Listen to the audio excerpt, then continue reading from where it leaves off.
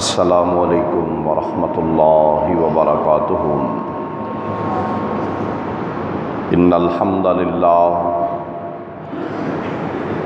نحمده ونستعینه ونستغفره ونعوذ باللہ من شرور انفسنا ومن سیئات اعمالنا، من يهده الله فلا مضل له ومن يضلل فلا هادي له، واشهد ان لا اله الا الله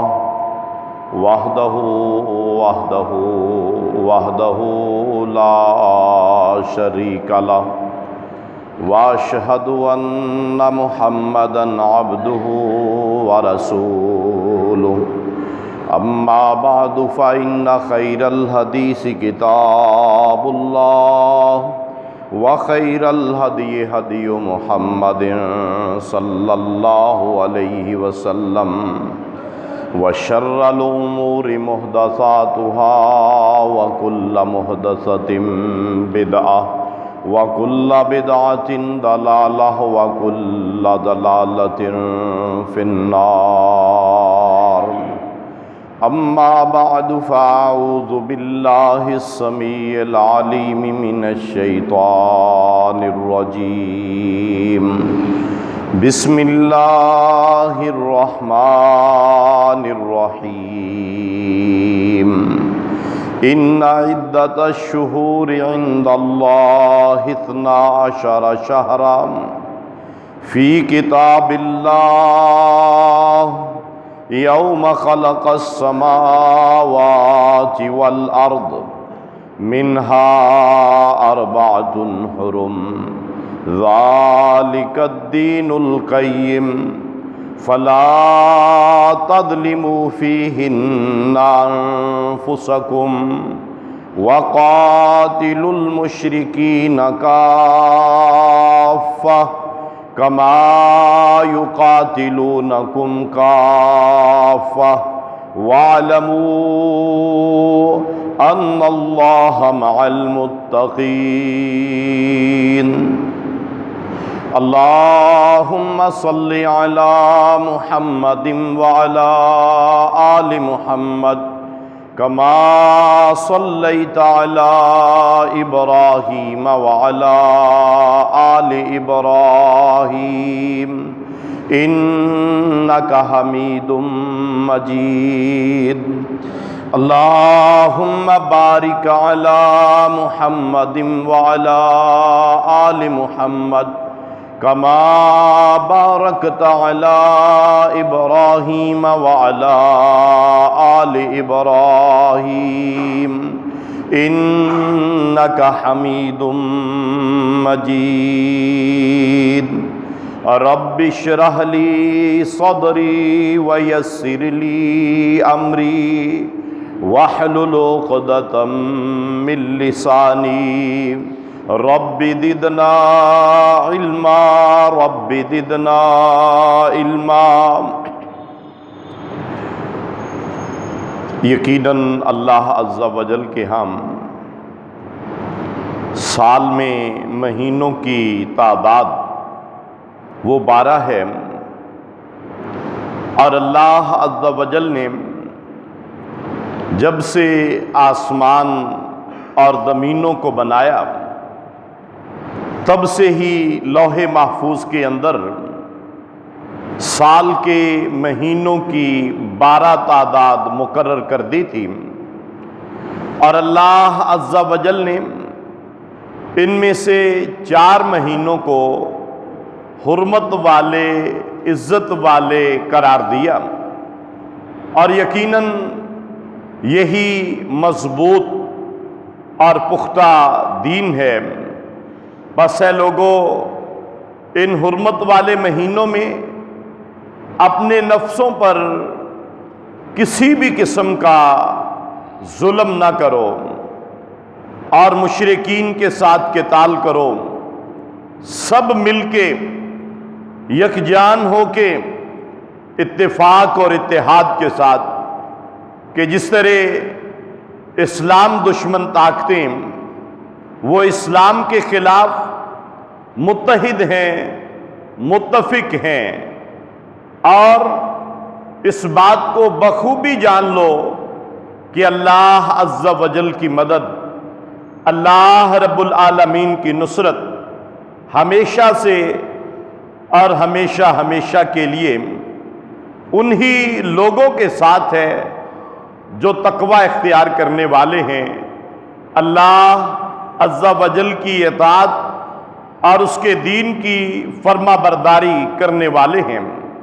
تو ہر قسم کی حمد و ثنا اللہ وحدہ لا شریک ذات کے لیے کہ جو ذات باری تعالی ہم سب کی خالق، مالک، رازق، مشکل کشا اور حاجت روا ذات ہے، اس کے لیے اور درود و سلام امام الانبیاء جناب سیدنا محمد الرسول اللہ صلی اللہ علیہ وآلہ وسلم آپ کی ذات اقدس و مطہر کے لیے۔ تو میرے دوستوں، بزرگوں اور بھائیوں، قرآن مجید فرقان حمید سے جو آیت مبارکہ آپ کے سامنے تلاوت کی ہے، اللہ ذوالجلال والاکرام نے اس آیت مبارکہ میں سال کے مہینوں کے بارے میں کچھ ہدایات اپنے بندوں کو دی ہیں اور کچھ معلومات اور کچھ خبریں اللہ ذوالجلال والاکرام نے اپنے بندوں کو اس معاملہ میں دی ہیں۔ یقیناً دین اسلام ہر لحاظ سے کامل دین ہے، مکمل دین ہے، اور اس کے اندر کوئی بھی چیز اللہ ذوالجلال والاکرام نے ایسی نہیں چھوڑی کہ مسلمان اور مومن آدمی کو رہنمائی کے لیے کسی اور نظام کی طرف دیکھنا پڑے۔ لہذا ایک مسلمان اور مومن آدمی کی عزت اور اس کی کامیابی اور اس کی خوشیاں اور اس کی خوشحالیاں اسی بات میں مضمر ہیں کہ وہ اپنی زندگی دین اسلام کے مطابق گزارے۔ اور اسلام ایک ایسا دین ہے کہ جس دین کو سیکھنا پڑتا ہے۔ یہ نہیں کہ آپ مسلمان کے گھر میں پیدا ہوئے اور آپ سمجھیں کہ ہم مسلمان ہیں، یا پھر لوگوں کی دیکھا دیکھی آپ جو ہے اسلام کے صحیح راستے پہ چل پڑیں گے، بلکہ دین اسلام کے لیے ہمیں دین اسلام کو سیکھنا پڑے گا، چونکہ دین اسلام ہمیں مکمل رہنمائی فراہم کرتا ہے کہ ہمارے سال کیسے گزریں، ہمارے مہینوں کے بارے میں، ہمارے دنوں اور راتوں کے بارے میں، ہماری صبحیں، ہماری شاموں کے بارے میں، ہمارے بچپن، ہماری جوانی، ہمارا لڑکپن، ہمارا بڑھاپا، الغرض ہر معاملہ میں اسلام ہمیں مکمل رہنمائی فراہم کرتا ہے۔ تو محرم الحرام کا مہینہ آپ احباب جانتے ہیں کہ یہ اسلامی سال کا پہلا مہینہ ہے، اور ان مہینوں کی گنتی یہ تو اللہ رب العالمین نے اس وقت قائم کر دی تھی جب زمینوں اور آسمانوں کو بنایا، اور اس کے بعد آپ دیکھیں کسی بھی قوم نے اپنے لیے ایک سال کو متعین کیا تو اس کے مہینے 12 ہی بنائے ہیں۔ خواہ وہ راجہ بکرم ہو جس نے بکرمی سال بنایا، یہ چیت بیساکھ جیٹھ ہاڑ والا، اس کے بھی مہینے 12، یا پھر وہ جنوری فروری والا سال ہو، اس کے بھی مہینے 12، یا پھر وہ رومیوں کا سال ہو، اس کے بھی مہینے 12۔ الغرض سارے سالوں کے مہینے 12 ہیں، اور قرآن نے فرمایا کہ جب سے زمین و آسمان بنی، اللہ پاک فرماتے ہیں کہ اگر کوئی بندہ ان سالوں کی اور اس مدت کو کسی طریقے سے گننا چاہے تو اس کے لیے 12 مہینے بنانے پڑیں گے۔ یہ اسلام کی حقانیت بھی ہے اور دین اسلام کی سچی خبریں بھی ہیں جو اللہ پاک نے قرآن میں دیں، اور فرمایا کہ ان میں سے 4 مہینے اللہ پاک نے آغاز سے ہی حرمت والے بنا دیے۔ بدقسمتی سے ہماری کیفیت تو یہ ہے کہ ہمیں باقی سارے سالوں کے مہینے اور ان کے نام آتے ہیں، بلکہ اگر ہم لوگ یہ جنوری فروری کے سپیلنگ نہیں آتے تو ہم لوگ اس کو پڑھا لکھا ہی نہیں سمجھتے۔ لیکن مسلمان ہیں، اسلامی سال کے مہینے ان کے نام ہمیں یاد نہیں ہیں، نہ ہی ہم نے کبھی کوشش کی ہے کہ ان کو یاد کیا جائے اور ان کو یاد کروایا جائے، حالانکہ ان کے اندر بڑے ہمارے عبادت کے جمیع معاملات کا تعلق یہ قمری سال سے ہے، اسلامی سال سے ہے۔ اور پھر جناب سیدنا عمر بن خطاب رضی اللہ تعالیٰ عنہ جب ان کا دور آیا، 17 ہجری میں آپ نے کچھ خطوط جو ہے وہ جاری کیے، اور 17 ہجری کے اندر جب خطوط جاری کیے جناب سیدنا ابو موسیٰ اشعری رضی اللہ تعالیٰ عنہ جو کہ یمن کے گورنر تھے، بعد میں ان کو عراق کا اور اس کے بعد 7 دوسرے علاقوں کا بھی گورنر بنا دیا گیا، انہوں نے پیغام بھیجا کہ آپ کے خط کے اوپر یہ کوئی مستند تاریخ نہیں ہوتی، پتہ نہیں یہ کب کا خط ہے، کب آپ نے ارسال کیا، کب ہمیں پہنچا، یہ ہدایات کب کے لیے ہیں۔ تو آپ نے پھر اپنی کابینہ کو بلایا، مشاورت کی، چونکہ مہینے تو مقرر تھے اور اسی طرح چل رہے تھے، لیکن بات یہ تھی کہ ہم نے ہجری سال کا آغاز کرنا تھا۔ اب جناب سیدنا عثمان ذو النورین رضی اللہ تعالیٰ عنہ، جناب سیدنا علی المرتضیٰ رضی اللہ تعالیٰ عنہ، ان کی مشاورت سے اور ان کے مشورے سے ہجرت کے واقعہ کو بنیاد بنایا گیا، تاکہ مسلمانوں کے دل کے اندر ہر وقت یہ ایک جذبہ پیدا رہے کہ ہجرت کا واقعہ اس کائنات کے اندر ایک ایسا واقعہ ہے کہ آپ صلی اللہ علیہ وسلم ہیں، جناب ابو بکر صدیق رضی اللہ تعالیٰ عنہ ہیں، غار کے اندر بیٹھے ہوئے ہیں، سارا عالم کفر آپ کو ختم کرنے کے لیے، شہید کرنے کے لیے، اور 100 اونٹوں کے لالچ میں سرگرداں پھرتا ہے کہ جیسے ہی آپ ملے آپ کو شہید کر دیا جائے۔ لیکن پیارے رسول صلی اللہ علیہ وسلم نے اپنی امت کو یہ سبق دیا کہ جب بھی ایسے حالات ہو جائیں، چاروں طرف سے دشمن تمہیں اچکنے کے لیے تیار ہو، لیکن تمہیں پھر وہ غار ثور کو یاد کرنا چاہیے کہ جب پیارے رسول صلی اللہ علیہ وسلم نے فرمایا تھا کہ ان اللہ معنا، کہ اے ابو بکر گھبرانے کی ضرورت نہیں ہے، وہ اللہ جس کے دین کے لیے ہم نکلے ہیں، وہ اللہ رب العالمین ہمارے ساتھ ہیں۔ اور اس واقعہ کو بنیاد بنا کے پھر جو ہے وہ ہجری سال کا آغاز کر دیا گیا، اور اس کے بعد پھر اس میں سے 4 مہینے حرمت والے امام بخاری رحمہ اللہ نے اس روایت کو اپنی کتاب کے اندر نقل کیا۔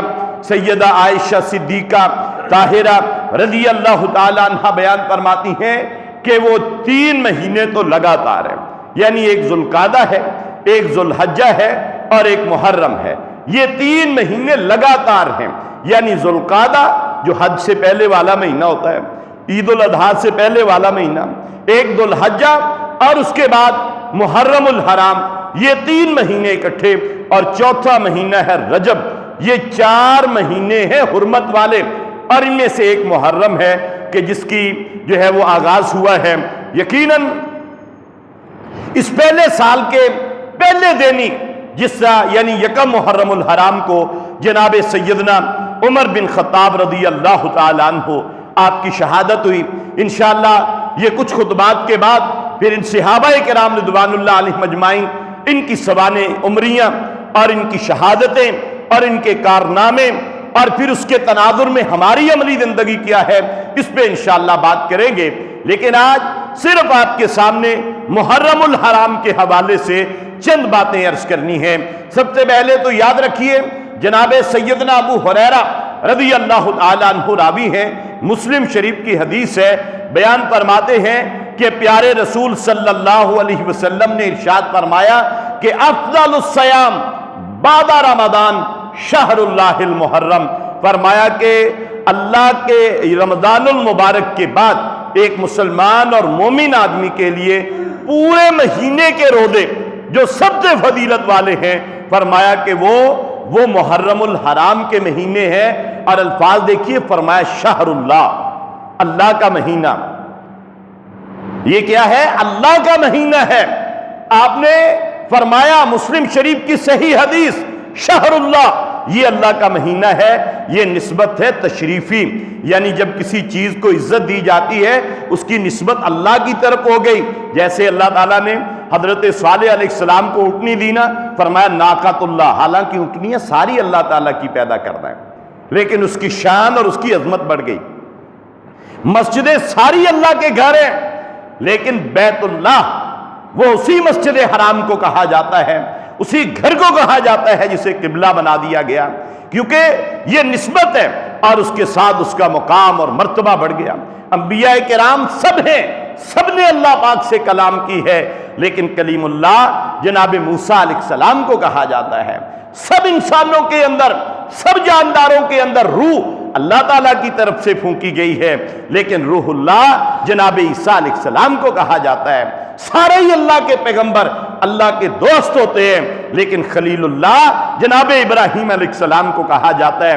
اسی طرح مہینے سارے ہی اللہ کے ہیں، لیکن شہر اللہ محرم کے مہینے کو کہا گیا ہے۔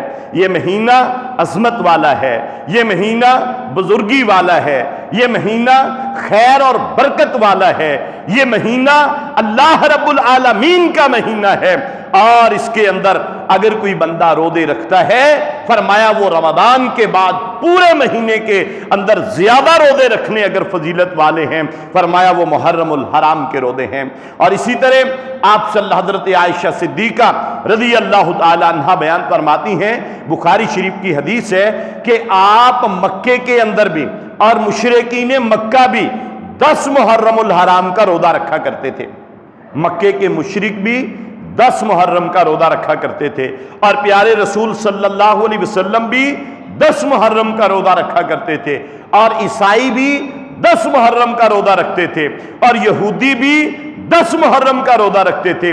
جب آپ صلی اللہ علیہ وسلم مدینہ منورہ میں آئے، پہلے تو بعد نہیں بلکہ اکثر مفسرین کے نزدیک یہی ہے کہ یوم عاشور کا روزہ پہلے واجب تھا، فرض تھا، لیکن جب رمضان المبارک کے روزے آ گئے، پھر آپ صلی اللہ علیہ وسلم نے اس کو نفلی روزوں میں، فضیلت والے روزوں میں اس کو شامل کر دیا۔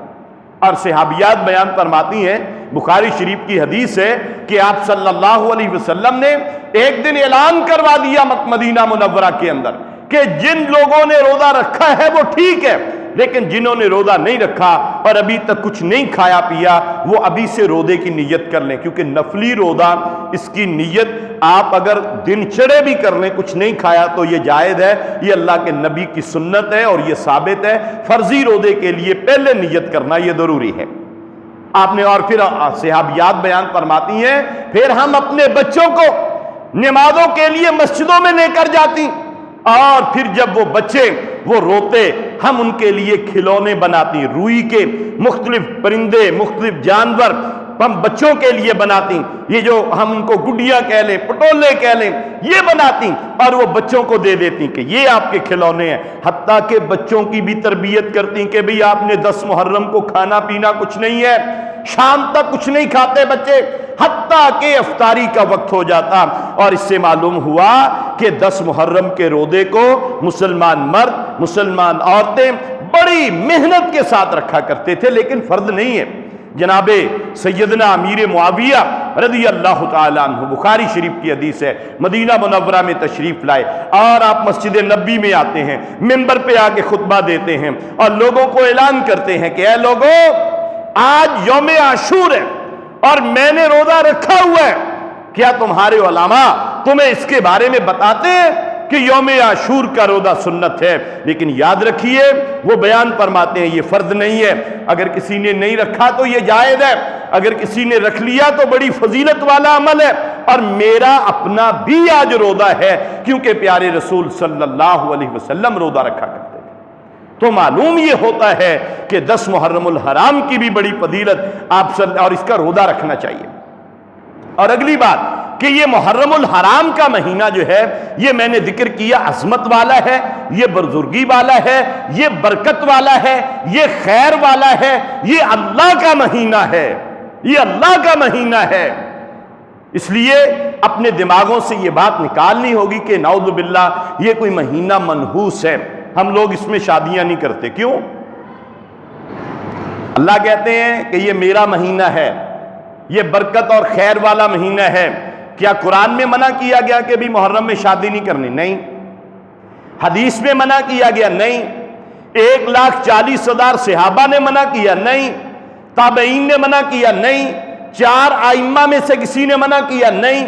اولیاء کرام میں سے کسی نے منع کیا؟ نہیں۔ اور پھر ہم کرتے بھی نہیں ہیں، ڈرتے ہیں۔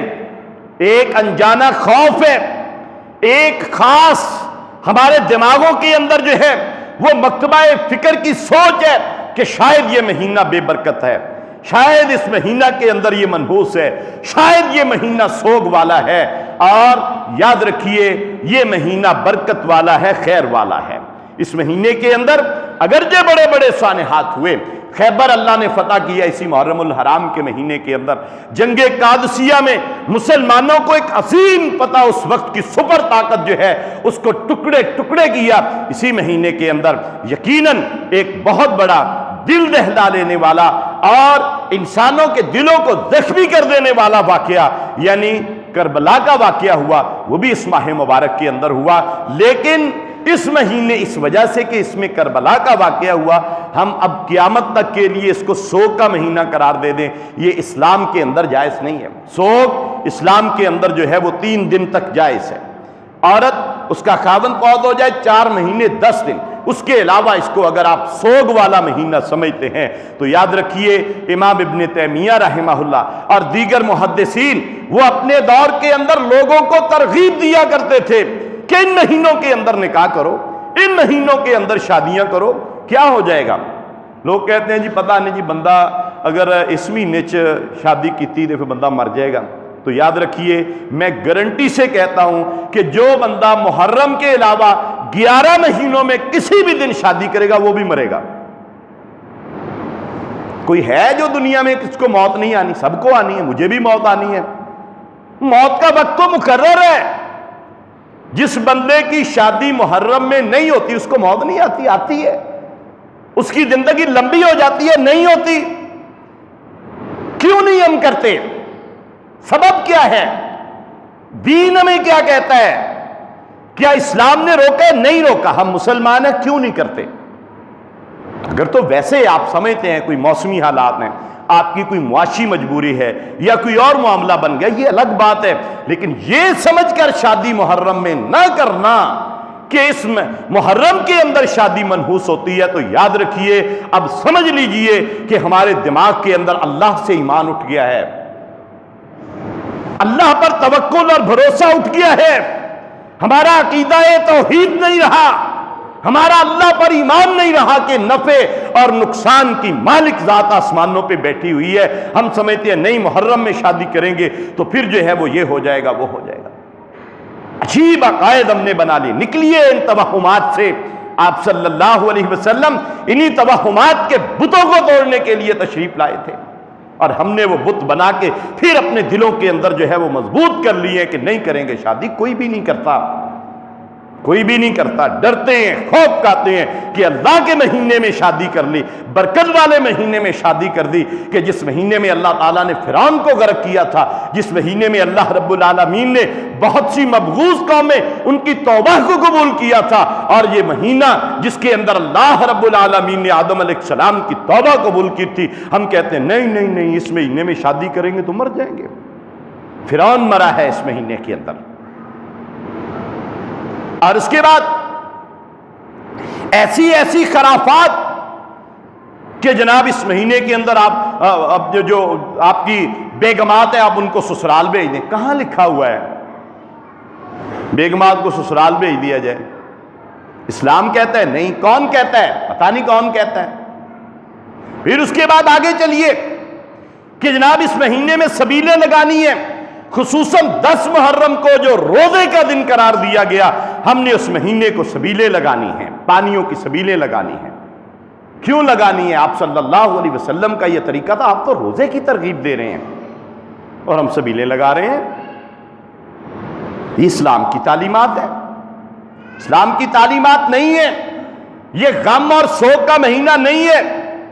اور اس کے بعد پھر سب سے بڑی بات، ہمارے ملک کے اندر امن، استحکام اور ہمارے ملک کے اندر اتفاق اور اتحاد کی ضرورت ہے. لیکن اس کے لیے ضروری ہے کہ جہاں ہم اپنے لوگوں کو یہ لائسنس جاری کرتے ہیں کہ آپ اس مہینے کے اندر اپنے جو ہے وہ تقریبات کریں، اپنے عقیدے کے مطابق باتیں کریں، لیکن وہاں پہ ان پہ پابندی بھی ہونی چاہیے کہ جناب ابو بکر صدیق رضی اللہ تعالیٰ عنہ کو گالی نہیں نکلنی چاہیے، جناب عمر فاروق کے بارے میں کوئی نازیبہ کلمات نہیں نکلنے چاہیے، جناب سیدنا ابو ہریرہ رضی اللہ تعالیٰ عنہ کے بارے میں غلیظ زبان استعمال نہ کی جائے، جناب سیدنا عثمان ذو النورین رضی اللہ تعالیٰ عنہ کے بارے میں ایسے جو ہے وہ اپنے گندے باطن کو اپنی زبانوں پہ نہ لایا جائے. ہم اس کی بھی عزت کہتے ہیں کہ اس پہ بھی پابندی ہونی چاہیے. اور ایسے ایسے کلمات، ایسی ایسی حفوات کہ بندہ سن کے اپنے آپ دیکھیں. میں نہیں پسند کرتا کہ میری کوئی بے عزتی کرے، میں نہیں پسند کرتا کوئی میرے والدین کی بے عزتی کرے، میں نہیں پسند کرتا کہ میرے ملک کے جو حکمران ہیں ان کو کوئی اپنی تقریروں کے اندر رگے دے، میں نہیں پسند کرتا کہ میرے ملک کی جو ہے وہ ادارے ان کے اوپر کو کیچڑ اچھالے، میرے ملک کی عدلیہ کے اوپر کو کیچڑ اچھالے، اسٹیبلشمنٹ کے اوپر کیچڑ اچھالے. میں پسند نہیں کرتا. میں اس کے ساتھ جھگڑوں گا، میں اس کو جو ہے وہ کٹہرے میں لاؤں گا کہ تم نے یہ کیوں کیا. لیکن میرے بھائیوں، اسی طرح میرا ایمان یہ قطعاً گوارا نہیں کرتا کہ پیارے نبی صلی اللہ علیہ وسلم کے صحابہ کے بارے میں طعن و تشنیع کی جائے اس مہینے کے اندر. کربلا کا واقعہ 61 ہجری میں 60 ہوتا ہے، جا کے 60 ہجری میں جا کے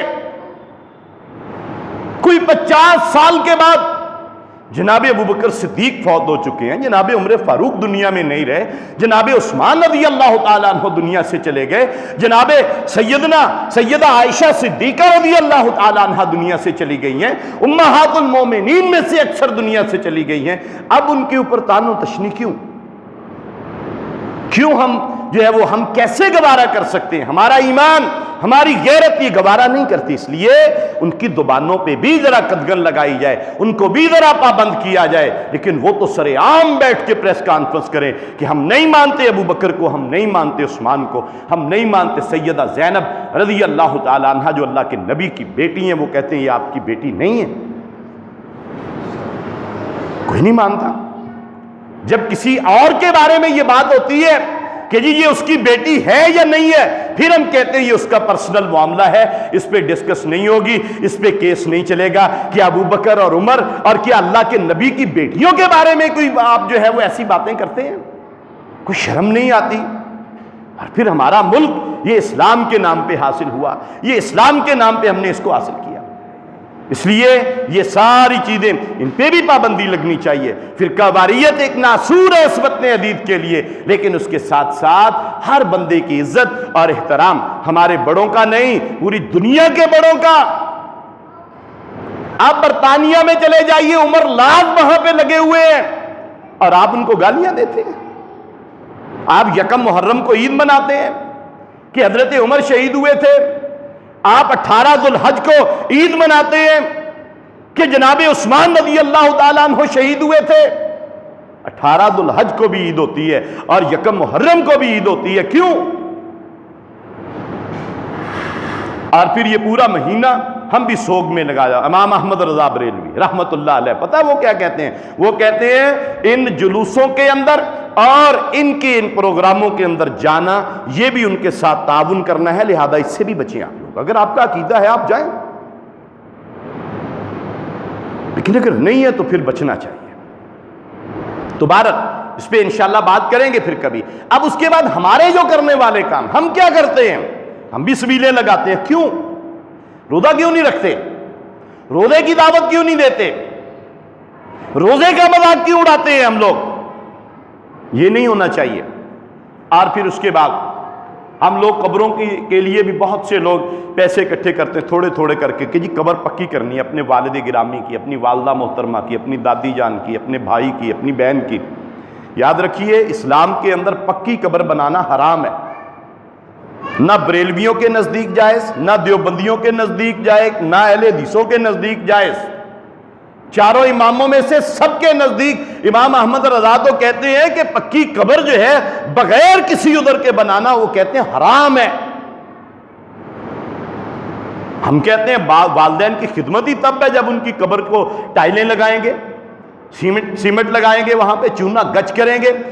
حدیث کیا ہے؟ نہا رسول اللہ صلی اللہ علیہ وسلم، منع کر دیا اللہ کے رسول صلی اللہ علیہ وسلم نے ان یجسس القبر، کہ قبر کو جو ہے وہ پکا کیا جائے، چونا گچ کیا جائے، وَأَن يُقَعَدَ عَلَيْهَا، اور قبر کے اوپر بے حرمتی کے لیے بیٹھا جائے یا قبر کے اوپر مجاور بن کے بیٹھا جائے۔ آپ نے تو قبر کا احترام کیا ہے، لیکن قبروں کو سجدہ حرام، قبروں کو پختہ کرنا حرام۔ آپ قبروں کی لپائی کرتے ہیں، اچھا جب ہم دفن کر کے آتے ہیں، دفن کرنے کے بعد قبر بناتے ہیں، قبر بنانے کے بعد پانی کا چھڑکاؤ کرتے ہیں اور چھڑکاؤ کرنے کے بعد دعا کرتے ہیں، اس وقت تو لپائی نہیں کرتے۔ یہ محرم میں کیوں لپائی کرتے ہیں؟ کیونکہ اللہ کے نبی نے منع کیا، اس لیے لپائی کرتے ہیں کہ اللہ کے رسول صلی اللہ علیہ وسلم آپ نے منع کیا ہے لپائی سے، ہم کریں گے لپائی محرم میں۔ کیوں کرتے ہیں لپائی؟ کوئی شریعت کا حکم ہے؟ نہیں ہے۔